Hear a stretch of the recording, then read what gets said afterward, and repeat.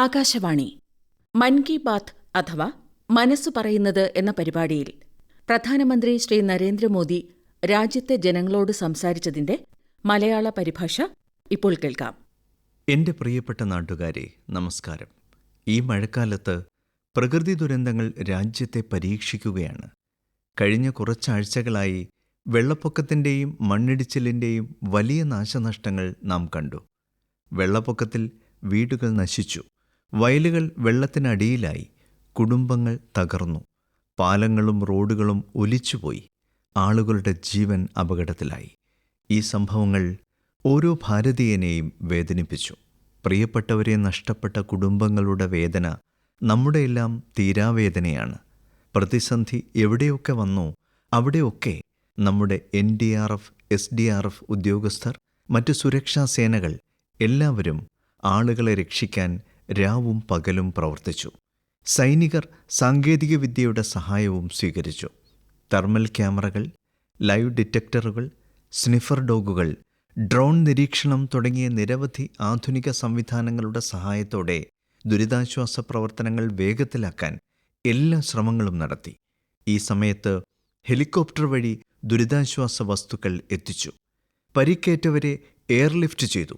ദുരന്ത സമയത്ത് സൈന്യം സഹായവുമായി മുന്നോട്ടു വന്നു. നാട്ടുകാർ, സാമൂഹിക പ്രവർത്തകർ, ഡോക്ടർമാർ, ഭരണകൂടം എല്ലാവരും ഈ പ്രതിസന്ധി ഘട്ടത്തിൽ സാധ്യമായ എല്ലാ ശ്രമങ്ങളും നടത്തി.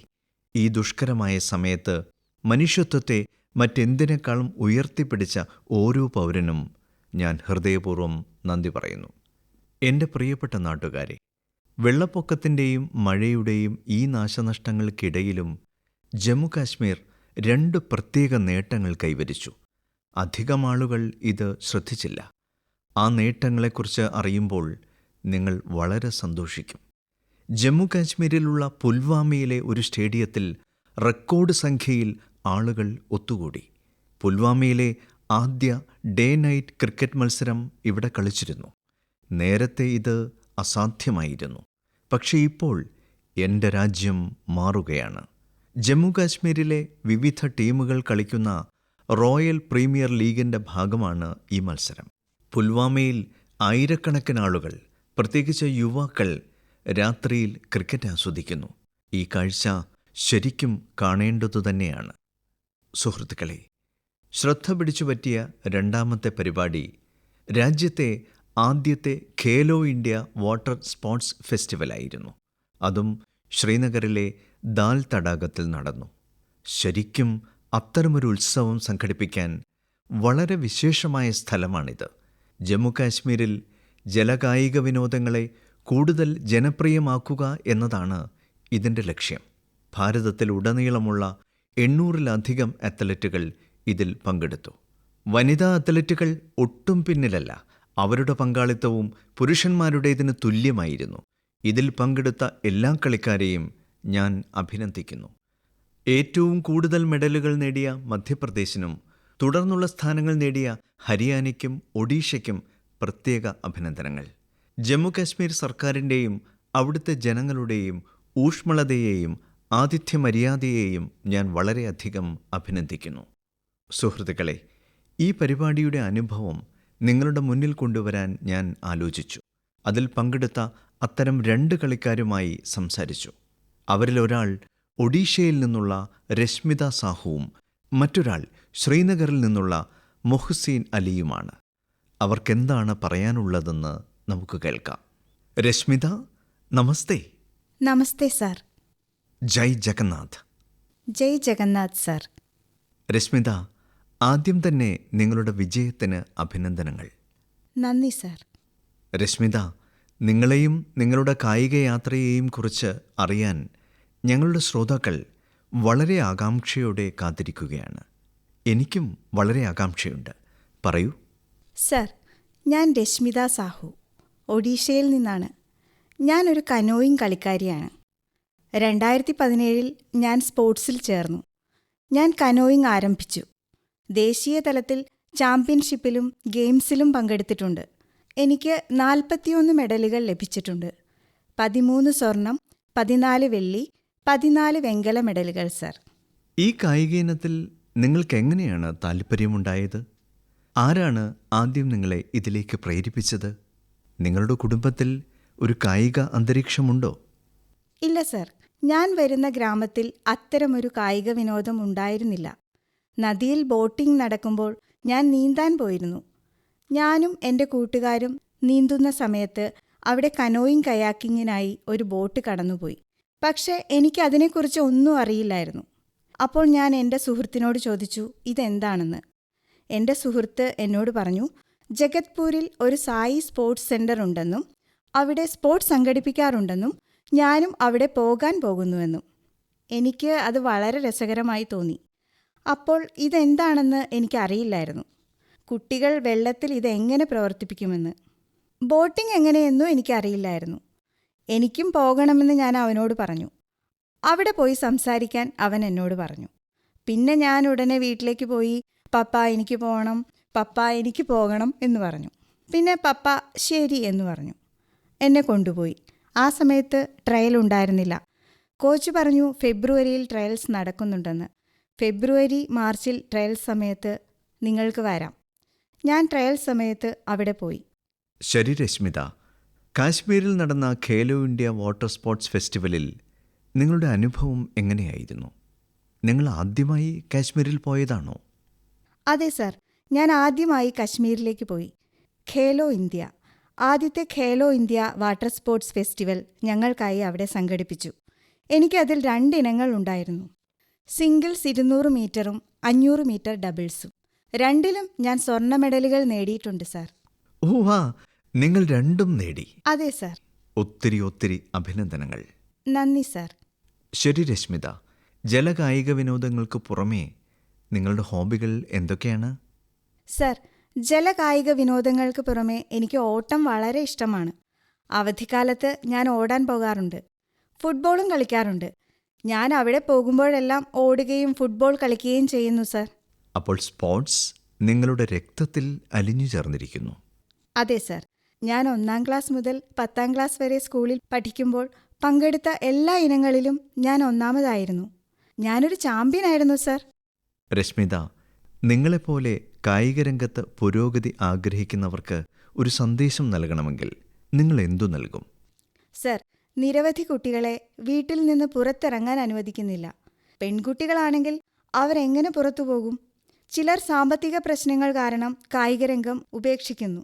ഖേലോ ഇന്ത്യ പദ്ധതിയിൽ നിരവധി കുട്ടികൾക്ക് സാമ്പത്തിക സഹായവും മറ്റനവധി സഹായങ്ങളും ലഭിക്കുന്നു. അതുകൊണ്ട് നിരവധി കുട്ടികൾക്ക് മുന്നോട്ട് വരാൻ സാധിക്കുന്നു. സ്പോർട്സ് ഉപേക്ഷിക്കരുതെന്ന് ഞാൻ എല്ലാവരോടും പറയും. ഒരാൾക്ക് സ്പോർട്സിലൂടെ ഒരുപാട് മുന്നോട്ട് പോകാൻ കഴിയും. സ്പോർട്സ് കളിയാണ്, പക്ഷേ അത് ശരീരത്തിൻ്റെ എല്ലാ അവയവങ്ങളെയും ആരോഗ്യകരമായി നിലനിർത്തുന്നു. സ്പോർട്സ് മുന്നോട്ട് കൊണ്ടുപോയി ഭാരതത്തിനായി മെഡലുകൾ നേടേണ്ടത് നമ്മുടെ കടമയാണ് സർ. ശരി രശ്മിത, എനിക്കിത് ശരിക്കും ഇഷ്ടപ്പെട്ടു. നിങ്ങൾക്കൊരിക്കൽ കൂടി അഭിനന്ദനങ്ങൾ. നിങ്ങളുടെ അച്ഛനെയും എൻ്റെ ആശംസകൾ അറിയിക്കട്ടെ. കാരണം നിരവധി ബുദ്ധിമുട്ടുകൾക്കിടയിലും ഒരു മകൾക്ക് മുന്നോട്ടു പോകാൻ അദ്ദേഹം വളരെയധികം പ്രോത്സാഹനം നൽകി. എൻ്റെ ആശംസകൾ. നന്ദി. നന്ദി സർ. ജയ് ജഗന്നാഥ്. ജയ് ജഗന്നാഥ് സർ. മൊഹസിൻ അലി, നമസ്തേ. നമസ്തേ സാർ. മൊഹസിൻ, നിങ്ങൾക്ക് ഒത്തിരി അഭിനന്ദനങ്ങൾ. നിങ്ങളുടെ ശോഭനമായ ഭാവിക്ക് ആശംസകൾ. നന്ദി സാർ. മൊഹസിൻ, ആദ്യത്തെ ഖേലോ ഇന്ത്യ വാട്ടർ സ്പോർട്സ് ഫെസ്റ്റിവലിൽ ആദ്യമായി സ്വർണ്ണ മെഡൽ നേടിയത് നിങ്ങളാണ്. നിങ്ങൾക്ക് എന്തു തോന്നുന്നു? സാർ, എനിക്ക് വളരെ സന്തോഷമുണ്ട്. ഖേലോ ഇന്ത്യയിൽ കാശ്മീരിനെ പ്രതിനിധീകരിച്ച് ആദ്യ സ്വർണ്ണ മെഡൽ നേടിയതിൽ എനിക്ക് അതിയായ സന്തോഷമുണ്ട്. ആളുകൾക്കിടയിൽ എന്താണ് ചർച്ച? ധാരാളം ചർച്ചകൾ നടക്കുന്നുണ്ട് സാർ. എൻ്റെ കുടുംബവും സന്തോഷത്തിലാണ്. നിങ്ങളുടെ സ്കൂളിലുള്ളവരും സഹപാഠികളും? സ്കൂളിലുള്ളവരും സഹപാഠികളും സന്തോഷത്തിലാണ്. കാശ്മീരിലെ എല്ലാവരും എന്നോട് പറയുന്നത് നിങ്ങളൊരു സ്വർണ്ണ മെഡൽ ജേതാവാണെന്നാണ്. നിങ്ങളിപ്പോൾ ഒരു വലിയ സെലിബ്രിറ്റിയായി മാറിയിരിക്കുന്നു. അതെ സാർ. നിങ്ങൾ എങ്ങനെയാണ് ജലകായിക വിനോദങ്ങളിൽ താൽപ്പര്യം വളർത്തിയെടുത്തത്? അതിൻ്റെ ഗുണങ്ങൾ എന്തൊക്കെയാണ്? എൻ്റെ കുട്ടിക്കാലത്ത് ദാൽ തടാകത്തിലാണ് ഞാൻ ആ ബോട്ട് ആദ്യമായി കണ്ടത്. എൻ്റെ അച്ഛൻ എന്നോട് നീ ഓടിക്കുന്നു എന്ന് ചോദിച്ചു. അതെ, എനിക്കും അതിൽ താൽപ്പര്യമുണ്ടെന്ന് ഞാൻ പറഞ്ഞു. അദ്ദേഹം എന്നെ സെന്ററിലെ മാഡത്തിന്റെ അടുത്തേക്ക് കൊണ്ടുപോയി. പിന്നെ ബിൽക്കിസ് മാഡം എന്നെ പഠിപ്പിച്ചു. ശരി മൊഹ്സീൻ, രാജ്യത്തിൻ്റെ വിവിധ ഭാഗങ്ങളിൽ നിന്നുള്ള ആളുകൾ എത്തിയിരുന്നു. ശ്രീനഗറിലും ദാൽ തടാകത്തിലും ആദ്യമായി ഒരു ജലവിനോദ പരിപാടി നടന്നു. രാജ്യത്തിൻ്റെ വിവിധ ഭാഗങ്ങളിൽ നിന്നുള്ള നിരവധി ആളുകൾ എത്തിയിരുന്നു. ആ അനുഭവം എങ്ങനെയുണ്ടായിരുന്നു? സർ, ഞങ്ങൾ വളരെ സന്തോഷത്തിലാണ്. എല്ലാവരും പറയുന്നത് ഇതൊരു നല്ല സ്ഥലമാണെന്നും ഇവിടെ എല്ലാം നല്ലതാണെന്നും സൗകര്യങ്ങൾ നല്ലതാണെന്നുമാണ്. ഖേലോ ഇന്ത്യയിൽ ഇവിടെ എല്ലാം നല്ലതായിരുന്നു. നിങ്ങൾ എപ്പോഴെങ്കിലും കാശ്മീരിന് പുറത്ത് കളിക്കാൻ പോയിട്ടുണ്ടോ? അതെ സാർ, ഞാൻ ഭോപ്പാൽ, ഗോവ, കേരളം, ഹിമാചൽ എന്നിവിടങ്ങളിൽ പോയിട്ടുണ്ട്. അപ്പോൾ നിങ്ങൾ ഭാരതം മുഴുവൻ കണ്ടിട്ടുണ്ട്. അതെ സാർ. ശരി, അത്രയധികം കളിക്കാർ അവിടെ വന്നിരുന്നു അല്ലേ? അതെ സാർ. നിങ്ങൾക്ക് പുതിയ സുഹൃത്തുക്കളെ ലഭിച്ചില്ലേ? സർ, ഞങ്ങൾക്ക് ധാരാളം സുഹൃത്തുക്കളെ ലഭിച്ചു. ദാൽ തടാകത്തിലും ലാൽ ചൗക്കിലും ഞങ്ങൾ ഒരുമിച്ച് ചുറ്റിക്കറങ്ങി. ഞങ്ങൾ പഹൽഗാമിലേക്കും പോയി. അതെ സാർ, മുഴുവൻ സ്ഥലത്തും. അതെ, ജമ്മു കാശ്മീരിലെ കായിക പ്രതിഭ വളരെ അത്ഭുതകരമാണ്. അതെ സാർ. ജമ്മു കാശ്മീരിലെ യുവാക്കൾക്ക് വളരെയധികം കഴിവുകളുണ്ട്. അവർ രാജ്യത്തിൻ്റെ മഹത്വം ഉയർത്തിപ്പിടിക്കുന്നവരാണ്. സർ, ഒളിമ്പിക്സിൽ ഒരു മെഡൽ നേടുക എന്നതാണ് എൻ്റെ സ്വപ്നം. വളരെ നന്നായി. അതാണ് എൻ്റെ സ്വപ്നം സാർ. നോക്കൂ, നിങ്ങളുടെ വാക്കുകൾ എന്നിൽ രോമാഞ്ചമുളവാക്കുന്നു. സർ, അതാണ് എൻ്റെ സ്വപ്നം. ഒളിമ്പിക്സിൽ ഒരു മെഡൽ നേടുക, രാജ്യത്തിനു വേണ്ടി ദേശീയ ഗാനം ആലപിക്കുക എന്നത് എൻ്റെ ഒരേ ഒരു സ്വപ്നമാണ്. എൻ്റെ രാജ്യത്തെ ഒരു തൊഴിലാളി കുടുംബത്തിലെ മകൻ ഇത്ര വലിയ സ്വപ്നം കാണുന്നു. നമ്മുടെ രാജ്യം പുരോഗതിയുടെ പാതയിൽ അതിവേഗം മുന്നേറുകയാണ്. സർ, ഇത് വളരെയധികം പുരോഗമിക്കാൻ പോകുന്നു.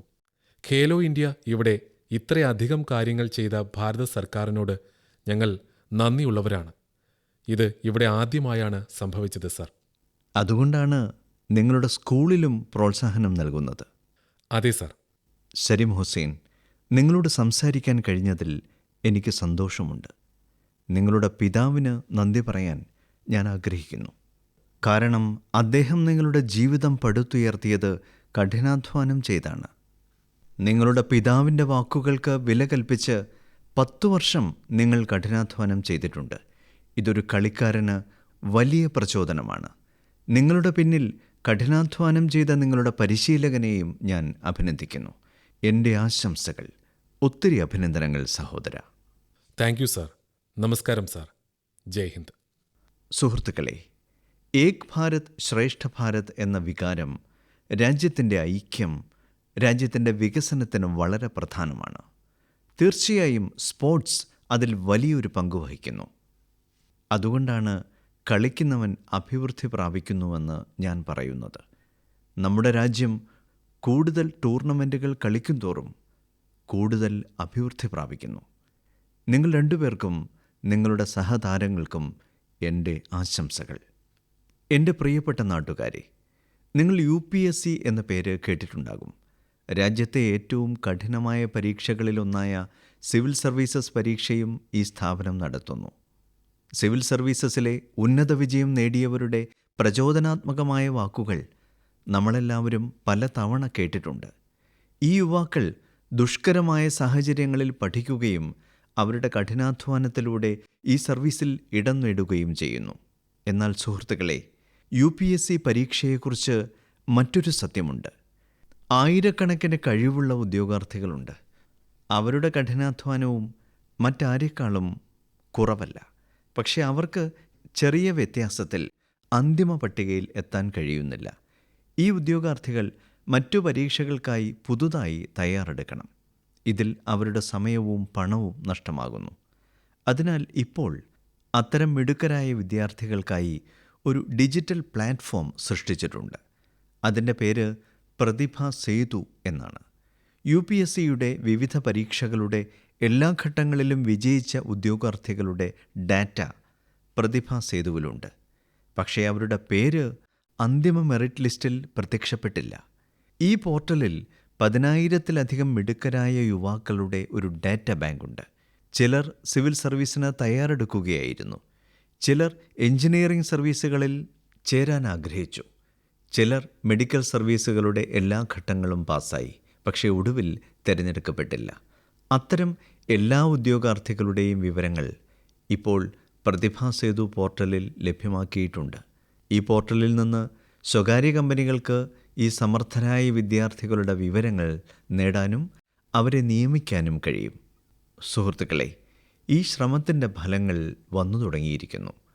ഈ പോർട്ടലിൻ്റെ സഹായത്തോടെ നൂറുകണക്കിന് ഉദ്യോഗാർത്ഥികൾക്ക് ഉടനടി ജോലി ലഭിച്ചു.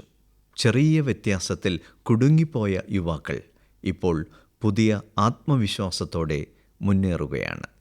എൻ്റെ പ്രിയപ്പെട്ട നാട്ടുകാരെ, ഇന്ന് ലോകം മുഴുവൻ ഭാരതത്തിലേക്കാണ് ശ്രദ്ധ കേന്ദ്രീകരിക്കുന്നത്. ഭാരതത്തിലെ മറഞ്ഞിരിക്കുന്ന സാധ്യതകളിലേക്ക് ലോകം മുഴുവൻ ഉറ്റുനോക്കുകയാണ്.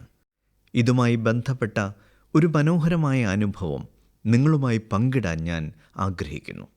ഇക്കാലത്ത് പോഡ്കാസ്റ്റുകൾ വളരെ ഫാഷനാണെന്ന് നിങ്ങൾക്കറിയാം. വ്യത്യസ്ത വിഷയങ്ങളുമായി ബന്ധപ്പെട്ട പോഡ്കാസ്റ്റുകൾ വ്യത്യസ്ത ആളുകൾ കാണുകയും കേൾക്കുകയും ചെയ്യുന്നു.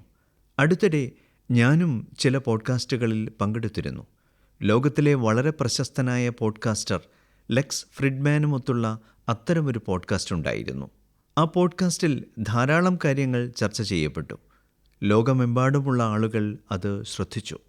പോഡ്കാസ്റ്റ് ചർച്ച ചെയ്യപ്പെടുമ്പോൾ ഞാൻ സംഭാഷണത്തിൽ ഒരു വിഷയം ഉന്നയിച്ചിരുന്നു. ഒരു ജർമ്മൻ കളിക്കാരൻ ആ പോഡ്കാസ്റ്റ് ശ്രദ്ധിച്ചു. ഞാൻ അതിൽ പരാമർശിച്ച കാര്യങ്ങളിൽ അദ്ദേഹത്തിൻ്റെ ശ്രദ്ധ കേന്ദ്രീകരിച്ചു. ആ വിഷയവുമായി അദ്ദേഹം വളരെയധികം ബന്ധപ്പെട്ടു. ആദ്യം അതിനെക്കുറിച്ച് ഗവേഷണം നടത്തി. തുടർന്ന് ജർമ്മനിയിലെ ഇന്ത്യൻ എംബസിയുമായി ബന്ധപ്പെടുകയും ആ വിഷയത്തിൽ ഭാരതവുമായി ബന്ധപ്പെടാൻ ആഗ്രഹിക്കുന്നുവെന്ന് പറഞ്ഞുകൊണ്ട് ഒരു കത്തെഴുതുകയും ചെയ്തു. മോദിജി പോഡ്കാസ്റ്റിൽ എന്തു വിഷയത്തെക്കുറിച്ചാണ് സംസാരിച്ചതെന്ന് നിങ്ങൾ ചിന്തിക്കുന്നുണ്ടാകും.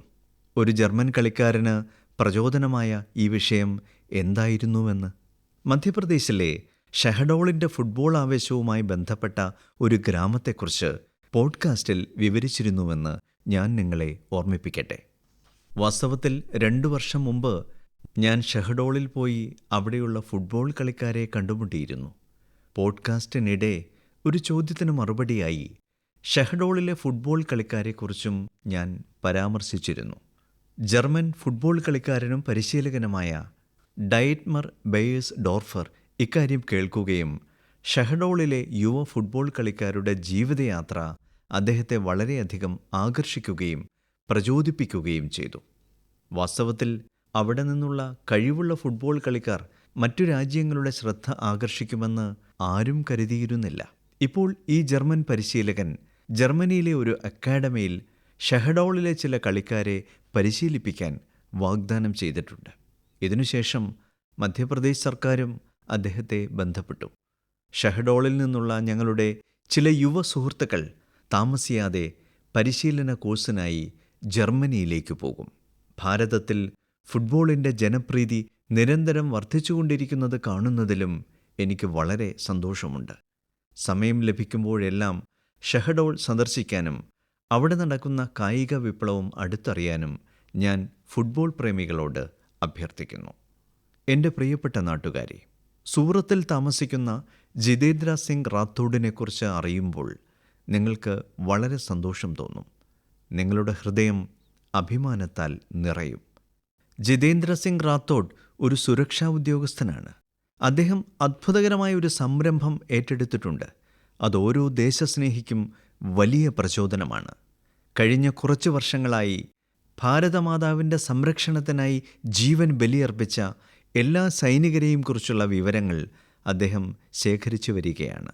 1-ാം ലോകമഹായുദ്ധത്തിനു ശേഷം രക്തസാക്ഷികളായ ആയിരക്കണക്കിന് ധീരസൈനികരെക്കുറിച്ചുള്ള വിവരങ്ങൾ ഇന്ന് അദ്ദേഹത്തിൻ്റെ പക്കലുണ്ട്. രക്തസാക്ഷികളുടെ ആയിരക്കണക്കിന് ഫോട്ടോഗ്രാഫുകളും അദ്ദേഹത്തിൻ്റെ പക്കലുണ്ട്. ഒരിക്കൽ ഒരു രക്തസാക്ഷിയുടെ പിതാവിൻ്റെ വാക്കുകൾ അദ്ദേഹത്തിൻ്റെ ഹൃദയത്തെ സ്പർശിച്ചു. രക്തസാക്ഷിയുടെ പിതാവ് പറഞ്ഞു, എൻ്റെ മകൻ പോയാൽ എന്ത്, രാജ്യം സുരക്ഷിതമായിരിക്കും അല്ലേ? ഈ ഒരു കാര്യം ജിതേന്ദ്ര സിംഗിൻ്റെ ഹൃദയത്തിൽ ദേശസ്നേഹത്തോടുള്ള അതിശയകരമായ അഭിനിവേശം നിറച്ചു. ഇന്ന് അദ്ദേഹം നിരവധി രക്തസാക്ഷികളുടെ കുടുംബങ്ങളുമായി ബന്ധപ്പെട്ടിരിക്കുന്നു. ഏകദേശം 2500 രക്തസാക്ഷികളുടെ മാതാപിതാക്കളുടെ പാദം സ്പർശിച്ച മണ്ണ് കൊണ്ടുവന്നു. സായുധസേനകളോടുള്ള അദ്ദേഹത്തിൻ്റെ അഗാധ സ്നേഹത്തിൻ്റെയും വാത്സല്യത്തിൻ്റെയും ജീവിക്കുന്ന ഉദാഹരണമാണിത്. ജിതേന്ദ്രയുടെ ജീവിതം നമ്മെ ദേശസ്നേഹത്തിൻ്റെ യഥാർത്ഥ പാഠം പഠിപ്പിക്കുന്നു. എൻ്റെ പ്രിയപ്പെട്ട നാട്ടുകാരെ, ഇക്കാലത്ത് വീടുകളുടെ മേൽക്കൂരകളിലും വലിയ കെട്ടിടങ്ങളിലും സർക്കാർ ഓഫീസുകളിലും സോളാർ പാനലുകൾ പലപ്പോഴും തിളങ്ങുന്നത് നിങ്ങൾ കണ്ടിട്ടുണ്ടാകും. ആളുകൾ ഇപ്പോൾ അതിൻ്റെ പ്രാധാന്യം മനസ്സിലാക്കുകയും തുറന്ന മനസ്സോടെ അത് സ്വീകരിക്കുകയും ചെയ്യുന്നു. നമ്മുടെ രാജ്യം സൂര്യദേവനാൽ അനുഗ്രഹിക്കപ്പെട്ടതാണ്. എങ്കിൽ പിന്നെ അദ്ദേഹം നൽകുന്ന ഊർജം എന്തുകൊണ്ട് പൂർണ്ണമായി ഉപയോഗപ്പെടുത്തിക്കൂടാ?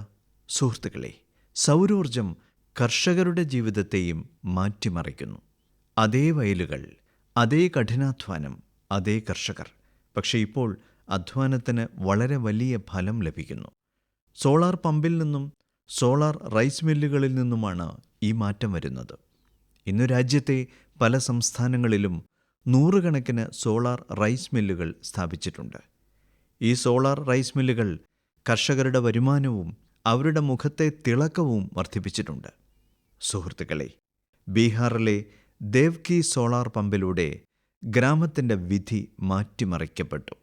മുസാഫർപൂരിലെ രത്തൻപുര ഗ്രാമത്തിലെ താമസക്കാരിയായ ദേവ്കിയെ ഇപ്പോൾ ആളുകൾ സ്നേഹപൂർവ്വം സോളാർ ദീദി എന്ന് വിളിക്കുന്നു.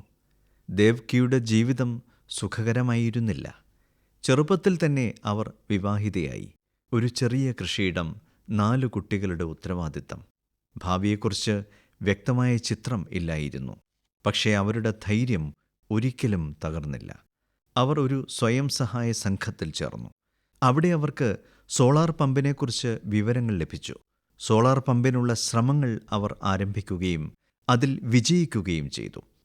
ഇതിനുശേഷം സോളാർ ദീദിയുടെ സോളാർ പമ്പ് ഗ്രാമത്തിൻ്റെ ചിത്രം മാറ്റി. മുമ്പ് കുറച്ച് ഏക്കർ ഭൂമിക്ക് മാത്രമേ ജലസേചനം നൽകാൻ കഴിയുമായിരുന്നുള്ളൂ. ഇപ്പോൾ 40 ഏക്കറിലധികം പ്രദേശത്തിന് സോളാർ ദീദിയുടെ സോളാർ പമ്പിൽ നിന്ന് വെള്ളം ലഭിക്കുന്നു. ഗ്രാമത്തിലെ മറ്റു കർഷകരും സോളാർ ദീദിയുടെ പ്രചാരണത്തിൽ പങ്കുചേർന്നു. അവരുടെ വിളകൾ പച്ച പിടിക്കാൻ തുടങ്ങി. അവരുടെ വരുമാനം വർദ്ധിച്ചു തുടങ്ങി. സുഹൃത്തുക്കളെ, മുമ്പ് ദേവകിയുടെ ജീവിതം 4 ചുവരുകൾക്കുള്ളിൽ ഒതുങ്ങിയിരുന്നു. എന്നാൽ ഇന്ന് അവർ പൂർണ്ണ ആത്മവിശ്വാസത്തോടെ തൻ്റെ ജോലി ചെയ്യുന്നു. ഒരു സോളാർ ദീദിയായി മാറുന്നതിലൂടെ പണം സമ്പാദിക്കുന്നു. ഏറ്റവും രസകരമായ കാര്യം, അവർ പ്രദേശത്തെ കർഷകരിൽ നിന്ന് UPI വഴി പണം വാങ്ങുന്നു എന്നതാണ്. ഇപ്പോൾ ഗ്രാമം മുഴുവൻ അവരെ വളരെ ബഹുമാനത്തോടെയാണ് കാണുന്നത്.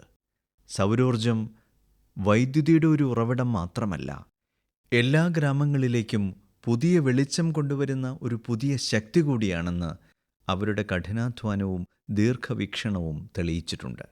എൻ്റെ പ്രിയപ്പെട്ട നാട്ടുകാരെ, സെപ്റ്റംബർ 15 ഭാരതത്തിൻ്റെ മഹാനായ എഞ്ചിനീയർ മോക്ഷഗുണ്ടം വിശ്വേശ്വരയ്യരുടെ ജന്മദിനമാണ്.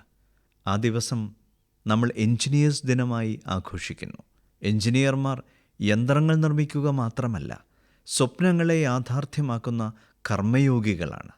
ഭാരതത്തിലെ ഓരോ എഞ്ചിനീയർക്കും ഞാൻ നന്ദി പറയുന്നു. അവർക്ക് എൻ്റെ ആശംസകൾ. സുഹൃത്തുക്കളെ, ഭഗവാൻ വിശ്വകർമ്മയെ ആരാധിക്കുന്ന പുണ്യവേളയും സെപ്റ്റംബറിൽ വരുന്നു. വിശ്വകർമ്മ ജയന്തി സെപ്റ്റംബർ 17-നാണ്. പരമ്പരാഗത കരകൗശല വസ്തുക്കൾ, കഴിവുകൾ, അറിവ് എന്നിവ ഒരു തലമുറയിൽ നിന്ന് മറ്റൊന്നിലേക്ക് തുടർച്ചയായി കൈമാറുന്ന നമ്മുടെ വിശ്വകർമ്മ സഹോദരന്മാർക്കും ഈ ദിവസം സമർപ്പിക്കപ്പെട്ടിരിക്കുന്നു. നമ്മുടെ ആശാരിമാർ, കമ്മാരന്മാർ, സ്വർണ്ണപ്പണിക്കാർ, കുശവന്മാർ, ശില്പികൾ എന്നിവർ എല്ലായ്പ്പോഴും ഭാരതത്തിൻ്റെ സമൃദ്ധിയുടെ അടിത്തറയാണ്. നമ്മുടെ ഈ വിശ്വകർമ്മ സഹോദരന്മാരെ സഹായിക്കുന്നതിനായി സർക്കാർ വിശ്വകർമ്മ പദ്ധതിയും ആരംഭിച്ചിട്ടുണ്ട്.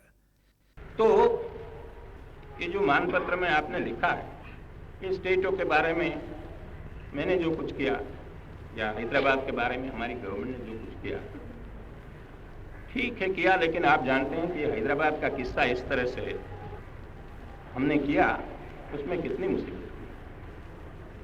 सब स्टेटों के साथ, सब प्रिंसेस के साथ हमने वायदा दिया था कि भाई कोई प्रिंस का, कोई राजा का हम अलग फैसला नहीं करेंगे, सब सबका एक हिसाब जैसे सबका होता है ऐसा उनका भी होता है, लेकिन उनके लिए हमने वहाँ तक अलग समझौता किया। സുഹൃത്തുക്കളെ, ഇത് ഉരുക്കുമനുഷ്യൻ സർദാർ വല്ലഭഭായ് പട്ടേലിൻ്റെ ശബ്ദമാണ്. ഹൈദരാബാദിലെ സംഭവങ്ങളെ തുടർന്ന് അദ്ദേഹത്തിൻ്റെ ശബ്ദത്തിലുള്ള വേദന നിങ്ങൾക്ക് അനുഭവപ്പെട്ടല്ലോ. അടുത്ത മാസം സെപ്റ്റംബറിൽ നമ്മൾ ഹൈദരാബാദ് ലിബറേഷൻ ഡേ ആഘോഷിക്കും. ഓപ്പറേഷൻ പോളോയിൽ പങ്കെടുത്ത എല്ലാ വീരന്മാരുടെയും ധൈര്യത്തെ നമ്മൾ ഓർക്കുന്ന മാസമാണിത്. 1947 ഓഗസ്റ്റിൽ ഭാരതത്തിന് സ്വാതന്ത്ര്യം ലഭിച്ചപ്പോൾ ഹൈദരാബാദ് വ്യത്യസ്തമായ ഒരു സാഹചര്യത്തിലായിരുന്നുവെന്ന് നിങ്ങൾക്കെല്ലാവർക്കും അറിയാം. നൈസാമിൻ്റെയും റസാക്കർമാരുടെയും അതിക്രമങ്ങൾ ദിനംപ്രതി വർദ്ധിച്ചുകൊണ്ടിരുന്നു. ത്രിവർണ പതാക ഉയർത്തിയതിനോ വന്ദേമാതരം ചൊല്ലിയതിനോ പോലും ആളുകൾ കൊല്ലപ്പെട്ടു. സ്ത്രീകളും ദരിദ്രരും പീഡിപ്പിക്കപ്പെട്ടു. അക്കാലത്ത് ഈ പ്രശ്നം വളരെ വലുതായിക്കൊണ്ടിരിക്കുകയാണ് എന്ന് ബാബാ സാഹിബ് അംബേദ്കർ മുന്നറിയിപ്പ് നൽകിയിരുന്നു. ഒടുവിൽ സർദാർ പട്ടേൽ ഇക്കാര്യം സ്വയം ഏറ്റെടുത്തു. ഓപ്പറേഷൻ പോളോ ആരംഭിക്കാൻ അദ്ദേഹം സർക്കാരിനെ സജ്ജമാക്കി. റെക്കോർഡ് സമയം കൊണ്ട് നമ്മുടെ സൈന്യം ഹൈദരാബാദിനെ നൈസാമിൻ്റെ സ്വേച്ഛാധിപത്യത്തിൽ നിന്ന് മോചിപ്പിക്കുകയും അതിനെ ഭാരതത്തിൻ്റെ ഭാഗമാക്കുകയും ചെയ്തു. രാജ്യം മുഴുവൻ ഈ വിജയം ആഘോഷിച്ചു. എൻ്റെ പ്രിയപ്പെട്ട നാട്ടുകാരെ, നിങ്ങൾ ലോകത്തിൽ എവിടെ പോയാലും ഭാരത സംസ്കാരത്തിൻ്റെ സ്വാധീനം നിങ്ങൾക്ക് തീർച്ചയായും അവിടെ കാണാൻ കഴിയും. ഈ സ്വാധീനം ലോകത്തിലെ വലിയ നഗരങ്ങളിൽ മാത്രമല്ല, ചെറിയ നഗരങ്ങളിലും കാണാം. ഇറ്റലിയിലെ ഒരു ചെറിയ നഗരമായ ക്യാമ്പ് റൊത്തോണ്ടോയിലും സമാനമായ ഒന്ന് കാണാനിടയായി. മഹർഷി വാൽമീകിയുടെ പ്രതിമ അവിടെ അനാച്ഛാദനം ചെയ്യപ്പെട്ടു. സ്ഥലം മേയർ ഉൾപ്പെടെ പ്രദേശത്തെ നിരവധി പ്രധാന വ്യക്തികളും ഈ പരിപാടിയിൽ പങ്കെടുത്തു. ക്യാമ്പ് റൊത്തോണ്ടോയിൽ താമസിക്കുന്ന ഭാരതീയ വംശജരായ ആളുകൾ മഹർഷി വാൽമീകിയുടെ പ്രതിമ സ്ഥാപിച്ചതിൽ വളരെ സന്തുഷ്ടരാണ്. മഹർഷി വാൽമീകിയുടെ സന്ദേശങ്ങൾ നമുക്കെല്ലാവർക്കും പ്രചോദനം നൽകുന്നു. സുഹൃത്തുക്കളെ, ഈ മാസം ആദ്യം കാനഡയിലെ മിസിസാഗയിൽ 51 അടി ഉയരമുള്ള ശ്രീരാമൻ്റെ പ്രതിമയും അനാച്ഛാദനം ചെയ്യപ്പെട്ടു. ഈ പരിപാടിയിൽ ആളുകൾ വളരെ ആവേശത്തിലായിരുന്നു. ശ്രീരാമൻ്റെ മഹത്തായ പ്രതിമയുടെ വീഡിയോകൾ സോഷ്യൽ മീഡിയയിൽ ധാരാളം ഷെയർ ചെയ്തു. സുഹൃത്തുക്കളെ, രാമായണത്തോടും ഭാരത സംസ്കാരത്തോടുമുള്ള ഈ സ്നേഹം ഇപ്പോൾ ലോകത്തിൻ്റെ എല്ലാ കോണുകളിലേക്കും എത്തുന്നു.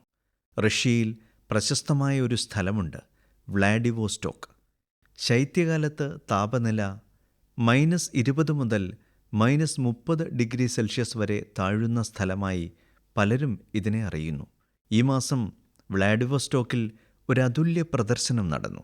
രാമായണത്തിലെ വ്യത്യസ്ത വിഷയങ്ങളെ ആസ്പദമാക്കി റഷ്യൻ കുട്ടികൾ വരച്ച ചിത്രങ്ങളും ഇതിൽ പ്രദർശിപ്പിച്ചു. ഇവിടെ ഒരു മത്സരവും സംഘടിപ്പിച്ചു. ലോകത്തിൻ്റെ വിവിധ ഭാഗങ്ങളിൽ ഭാരത സംസ്കാരത്തോട് വർദ്ധിച്ചു വരുന്ന അവബോധം കാണുന്നത് വളരെ സന്തോഷകരമാണ്. എൻ്റെ പ്രിയപ്പെട്ട നാട്ടുകാരെ, ഇത്തവണ മൻ കി ബാത്തിൽ ഇത്രമാത്രം. ഈ സമയത്ത് രാജ്യം മുഴുവൻ ഗണേശോത്സവം ആഘോഷിക്കുകയാണ്. വരും ദിവസങ്ങളിൽ നിരവധി ഉത്സവങ്ങളുണ്ടാകും. ഈ ഉത്സവങ്ങളിൽ നിങ്ങൾ ഒരിക്കലും സ്വദേശിയെക്കുറിച്ച് മറക്കരുത്. സമ്മാനങ്ങൾ, വസ്ത്രങ്ങൾ, അലങ്കാരങ്ങൾ, തോരണങ്ങൾ കൂടാതെ മറ്റെല്ലാം ഭാരതത്തിൽ നിർമ്മിക്കപ്പെട്ടവയായിരിക്കണം. ജീവിതത്തിലെ എല്ലാ ആവശ്യങ്ങളിലും സ്വദേശിയായിരിക്കണം. ഇതാണ് സ്വദേശി, ഇതാണ് സ്വദേശി, ഇതാണ് സ്വദേശി എന്ന് അഭിമാനത്തോടെ പറയുക. ഈ വികാരത്തോടെയാണ് നമ്മൾ മുന്നോട്ടു പോകേണ്ടത്. വോക്കൽ ഫോർ ലോക്കൽ എന്ന ഒരു മന്ത്രം, ഒരു പാത, ആത്മനിർഭർ ഭാരത്, ഒരേ ഒരു ലക്ഷ്യം, വികസിത ഭാരതം. സുഹൃത്തുക്കളെ, ഈ സന്തോഷത്തിനിടയിലും നിങ്ങളെല്ലാവരും ശുചിത്വത്തിന് ഊന്നൽ നൽകണം. കാരണം ശുചിത്വം ഉള്ളിടത്ത് ഉത്സവങ്ങളുടെ സന്തോഷവും വർദ്ധിക്കുന്നു. സുഹൃത്തുക്കളെ, മൻ കി ബാത്തിനായി നിങ്ങളുടെ സന്ദേശങ്ങൾ ധാരാളമായി എനിക്ക് അയച്ചുകൊണ്ടിരിക്കൂ. നിങ്ങളുടെ ഓരോ നിർദ്ദേശവും ഈ പരിപാടിക്ക് വളരെ പ്രധാനമാണ്. നിങ്ങളുടെ ഫീഡ്ബാക്ക് എനിക്ക് അയച്ചുകൊണ്ടിരിക്കൂ. അടുത്ത തവണ നമ്മൾ ഒത്തുചേരുമ്പോൾ കൂടുതൽ പുതിയ വിഷയങ്ങൾ ചർച്ച ചെയ്യാം. വളരെ നന്ദി. നമസ്കാരം. മൻ കി ബാത്ത് അഥവാ മനസ്സു പറയുന്നത് എന്ന പരിപാടിയിൽ പ്രധാനമന്ത്രി ശ്രീ നരേന്ദ്രമോദി രാജ്യത്തെ ജനങ്ങളോട് സംസാരിച്ചതിന്റെ മലയാള പരിഭാഷയാണ് കേട്ടത്.